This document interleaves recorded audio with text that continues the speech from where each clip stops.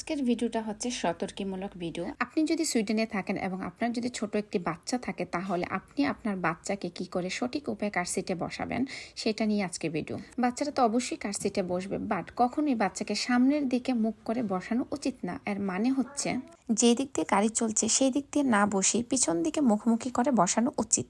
আমি যেইভাবে আমার মেয়েকে কার সিটে বসাচ্ছি, এটা হচ্ছে বসানোর সঠিক নিয়ম। বাচ্চাদেরকে পিছন দিক করে বসানোর এর গুরুত্বপূর্ণ দুটি কারণ হচ্ছে, গাড়ি অ্যাক্সিডেন্টের সময় যখন এয়ার ব্যাগগুলো ওপেন হয় তখন কিন্তু এটার একটা খুবই একটা হার্ডলি প্রভাব কিন্তু পেছনে থাকা মানুষগুলোর উপরও পড়ে।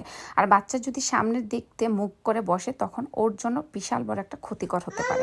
সেকেন্ড কারণ হচ্ছে, মাঝে মাঝে আমাদেরকে কিন্তু বিভিন্ন সিচুয়েশন হার্ট ব্রেক করা লাগে। যখন আমরা হার্ট ব্রেক করি তখন কিন্তু আমরা সামনের দিকে একটু ঝুঁকে পড়ি, আর বাচ্চা যদি সামনের দিকে মুখ করে বসে তখন বাচ্চাও কিন্তু সামনের দিকে ঝুঁকে যাবে, আর যেটা এত কম বয়সে বাচ্চা ব্রেনের জন্য খুবই ক্ষতিকর। মিনিমাম 2 বছর বয়স পর্যন্ত বাচ্চাকে এইভাবে বসানো উচিত। এরপরেও কিন্তু কন্টিনিউ করা যায় 2.5 বছর পর্যন্ত, বাট ডিপেন্ড করে বাচ্চার লেংথের উপর।